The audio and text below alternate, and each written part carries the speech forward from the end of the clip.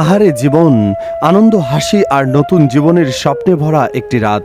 চারদিকে ছিল বিয়ের উৎসব, আত্মীয় স্বজনের কোলাহল, কিন্তু সেই আনন্দের রেশ কাটতে না কাটতেই নেমে এলো এক হৃদয় বিদারক ট্র্যাজেডি। নববধূকে নিয়ে বাড়ি ফেরার পথে ভয়াবহ সড়ক দুর্ঘটনায় প্রাণ হারালেন দুইজন। আহত হয়েছেন বরকনের সহ অন্তত 12 জন। একটি পরিবারের আনন্দের দিন মুহূর্তেই পরিণত হলো বিষাদের দিনে। ঘটনাটি ঘটেছে আজ ভোরে নীলফামারীর কিশোরগঞ্জ উপজেলার টেংনামারি সড়কের শালটিবাড়ি এলাকায়। ভাতিজা মোরসালিনের বিয়ে ছিল, তার ওই বিয়ে উপলক্ষে বরযাত্রী গেছিল প্রায় 70 জনের মতো। নিয়ন্ত্রণ হারিয়ে গাড়ি একটা খাদের মধ্যে পড়ে যায়, এতে প্রায় গাড়িতে 22 জনের মতো ছিল। তার মধ্যে সবাই আহত হয়। পরে সবাইকে কিশোরগঞ্জ হাসপাতালে নিয়ে যাওয়া হয়। ওখানে 2 জনকে ডাক্তার মৃত্যু ঘোষণা করে। পুলিশ ও স্থানীয় সূত্রে জানা গেছে, নীলফামারী সদর উপজেলার কচুকাটা ইউনিয়নের বন্দরপাড়া এলাকা থেকে 15 থেকে 16 জন বরযাত্রী নিয়ে একটি মাইক্রোবাস রাতে কিশোরগঞ্জ উপজেলার যোগীপাড়া এলাকায় যায়।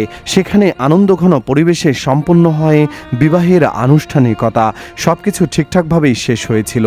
নতুন কনেকে নিয়ে হাসি মুখে বাড়ির উদ্দেশ্যে রওনা দেন সবাই, কিন্তু কেউই ভাবতে পারেনি সেই পথই হয়ে উঠবে মৃত্যুর পথ।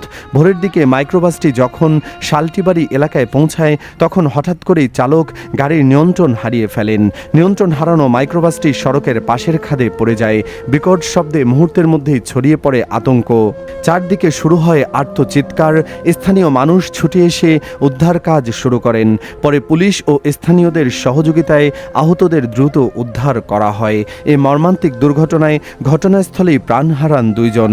নিহতদের একজন জীবন ইসলাম, তিনি নীলফামারী সদর উপজেলার কচুকাটা ইউনিয়নের বন্দরপাড়া এলাকার জিকরুল ইসলামের ছেলে। অন্যজন রিয়াদ ইসলাম, একই এলাকার মোজামিয়ার ছেলে। জানা গেছে রিয়াদ এইচএসসি পরীক্ষার্থী ছিলেন। সামনে ছিল তার নতুন জীবনের নতুন স্বপ্ন, নতুন সম্ভাবনা। কিন্তু নির্মম সড়ক দুর্ঘটনা সেই স্বপ্নগুলো চিরতরে থামিয়ে দিল। দুর্ঘটনায় বরকনে সহ অন্তত 12 জন আহত হয়েছেন। আহতদের উদ্ধার করে রংপুর মেডিকেল কলেজ হাসপাতালে ভর্তি করা হয়েছে। চিকিৎসকদের বরাত দিয়ে জানা গেছে, আহতদের মধ্যে কয়েকজনের অবস্থা আশঙ্কাজনক।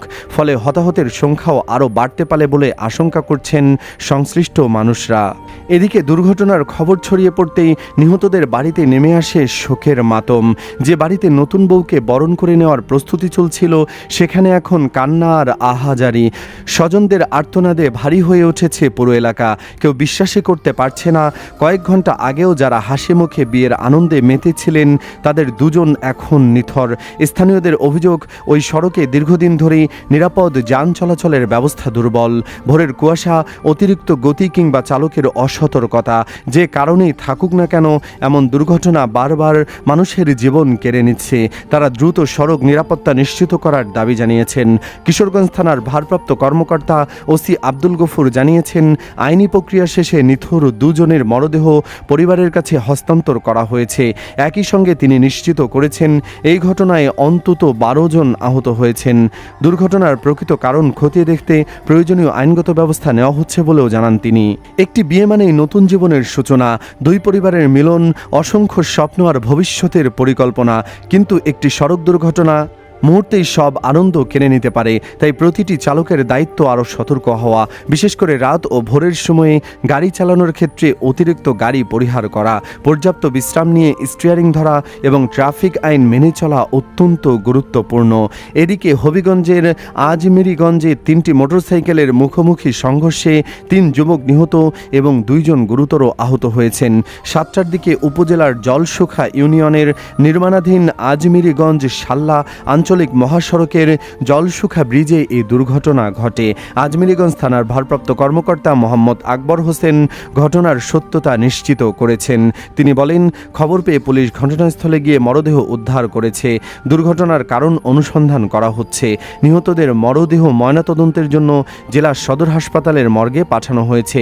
পুলিশ ও স্থানীয়রা জানায়, দ্রুতগতির 3টি মোটরসাইকেল মুখোমুখি সংঘর্ষে ঘটনাস্থলে 1 জন নিহত হন।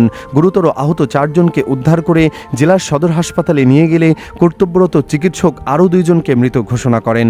আহত বাকি 2 জন আশঙ্কাজনক অবস্থায় Sylhet MAG Osmani medical college হাসপাতালে পাঠানো হয়েছে। নিহতরা হলেন আজমেরীগঞ্জ উপজেলার পাহাড়পুর গ্রামের চন্দন দাসের ছেলে অন্তর মানিয়াচং, উপজেলার আমিরখানি মহল্লার লস্করবাড়ির ফুলমিয়ার ছেলে তানভীর এবং একই বাড়ির লস্করবাড়ির নুরুল লস্করের ছেলে আব্দুল লস্কর। গুরুতর আহতরা হলেন চুনারুঘাট উপজেলার শেখেরগাঁও গ্রামের আব্দুস শহীদের ছেলে শহীদুল ইসলাম বাচ্চু এবং একই উপজেলার গোছাপাড়া গ্রামের আব্দুল জব্বারের ছেলে মিজান মিয়া। আহতদের 2 জনেই বুড়ো বাংলাদেশের কর্মচারী। দর্শক, আপনার কি মনে হয় সড়ক দুর্ঘটনা কমাতে সবচেয়ে জরুরি পদক্ষেপ কী হওয়া উচিত? আপনার মতামত অবশ্যই কমেন্টে জানান। ভিডিওটি ভালো লাগলে একটি লাইক দিন এবং বন্ধুদের সঙ্গে শেয়ার করুন এবং দেশের সর্বশেষ নির্ভুল সংবাদ সবার আগে জানতে আমাদের চ্যানেলটিকে সাবস্ক্রাইব করে পাশের বেল আইকনটি অন করে রাখুন। ধন্যবাদ।